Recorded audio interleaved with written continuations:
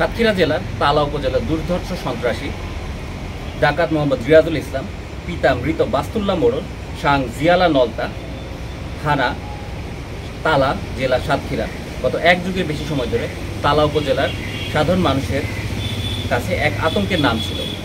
তার নামে চুরি, ডাকাতি, কালোবাজারি, দাঙ্গা সংগঠন, সরকারি কাজে বাধা দান, সরকারি কর্মচারীদের ওপর হামলা, অবৈধ বিস্ফোরক সামগ্রী আয়ত্তে রাখা সহ মোট 7টি মামলা ছিল। সাম্প্রতিক সময়ে সাতক্ষীরা জেলায় ডাকাতির ঘটনা বেড়ে যাওয়ার প্রেক্ষিতে জনগণের মনে আতঙ্কের সৃষ্টি হয়। র্যাবের নিকট গোয়েন্দা তথ্য ছিল যে ডাকাত রিয়াজুল এবং তার দলের সদস্যদের ভূমিকা রয়েছে এসব ঘটনার পেছনে। আসামি রিয়াজুল গত 2011 তারিখে তালা থানায় দায়েরকৃত একটি ডাকাতি মামলার গ্রেফতারি পরোয়ানাভুক্ত ফেরারি আসামি হওয়া সত্ত্বেও আত্মগোপনে থেকে তার দলের অন্যান্য সদস্যদের নিয়ে অপরাধ কার্যক্রম চালিয়ে আসছিল।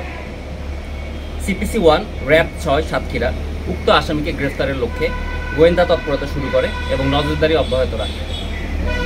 এরই ধারাবাহিকতায় গত 15 জুলাই 2024 রাত আনুমানিক 22:30 ঘটিকার সময় র্যাব 6 সাতক্ষীরা ক্যাম্পের একটি অভিযানিক দল র্যাব সদর দপ্তরের গোয়েন্দা শাখার সার্বিক সহযোগিতায় গোপন সংবাদের ভিত্তিতে জানতে পারে যে উক্ত চাঞ্চল্যকর ডাকাত রিয়াজ গ্রুপের প্রধান মোহাম্মদ রিয়াজুল ইসলাম খুলনা জেলার বাটিয়াঘাটা থানাধীন সুরখালী এলাকায় অবস্থান করত।